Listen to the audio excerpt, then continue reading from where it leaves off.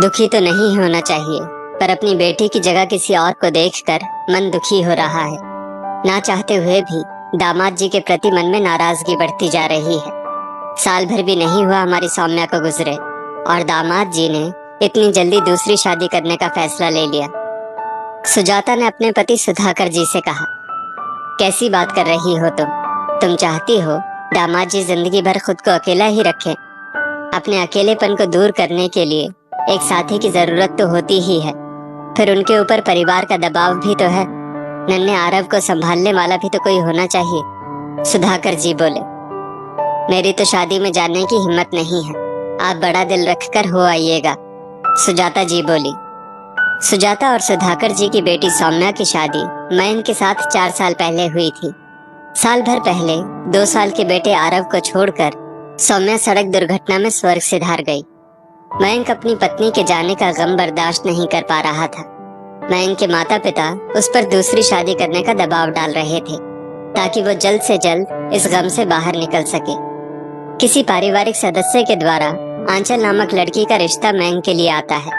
सब कुछ ठीक लगने पर मयंक का रिश्ता आंचल से तय हो जाता है।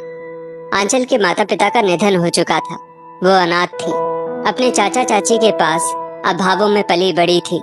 अच्छा खानदान, पैसा देखकर उसके चाचा चाची ने विधुर मयंक के साथ उसका रिश्ता तय कर दिया।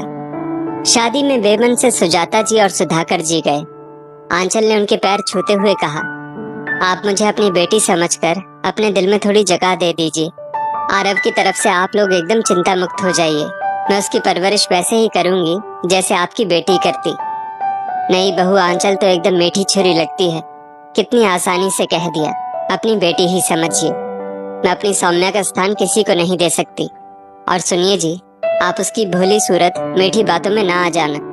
हमारे बेटे को तो बहू अपने साथ हमेशा के लिए विदेश ले गई और बेटी को जमाई ले गया था। अब वो भी हमेशा के लिए हमसे दूर चली गई, हम रह गए यहाँ अकेले।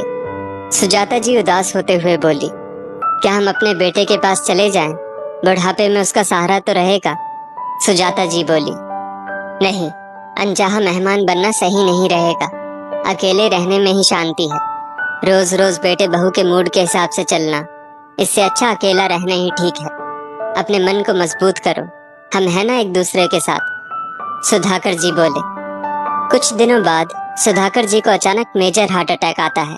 सुजाता जी पड़ोसियों की मदद से उन्हें हॉस्पिटल ले जाती है। डॉक्टर ने स्थिति नाजुक बताई। सुजाता जी ने बेटे को फोन पर जल्द से जल्द वापस आने को कहा।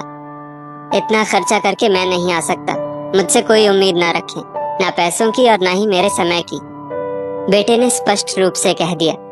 सुजाता जी आंखें बंद कर निराश होकर बैठी थी। तभी उन्होंने अपने कंधे पर किसी का स्पर्श महसूस किया।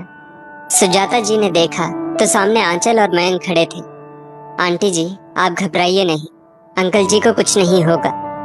सुजाता जी के अंदर का दर्द आंसुओं में बह निकला और वो आंचल के गले लग गई। आज तो 15 तारीख है, आप लोग तो आज शिमला घूमने के लिए निकलने वाले थे, फिर यहाँ कैसे? सुजाता जी ने पूछा। हाँ, हमारी 10 बजे की फ्लाइट थी, पर सुबह सुबह ही हमें आपके पड़ोसी वर्मा अंकल ने सूचना दी कि पापा जी को मेजर हार्ट अटैक आया है। आंचल ने शिमला जाना स्थगित कर दिया। ऐसी हालत में हम आपको अकेला कैसे छोड़ सकते थे? मयंक बोला। आंटी जी, कहने भर के लिए आपकी बेटी नहीं बनी हूँ, बल्कि बेटी का हर फर्ज निभाऊंगी। अच्छे बुरे हर वक्त में आप मुझे अपने साथ पाएंगे, आंचल ने कहा। सुधाकर जी को 15 दिन हॉस्पिटल में रखा गया। इस दौरान आंचल ने सुजाता जी का तन मन धन से पूरा सहयोग किया। सुधाकर जी को घर छोड़ते वक्त आंचल ने सुजाता जी से कहा, आंटी जी, किसी भी चीज की जरूरत हो तो आप बेझिझक मुझसे कह सकती हैं। हाँ, जरूर कहूंगी, लेकिन तब जब तुम मुझे आंटी जी की जगह माँ कहकर पुकारोगी। सुजाता जी ने आंचल को गले लगाते हुए कहा।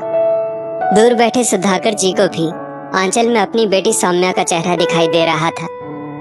दोस्तों, दिल के रिश्तों का कोई नाम नहीं होता। ऐसे रिश्ते जो दिल से जुड़े होते हैं, मुकद्दर से मिलते हैं, बस उन्हें खूबसूरती से निभाना चाहिए।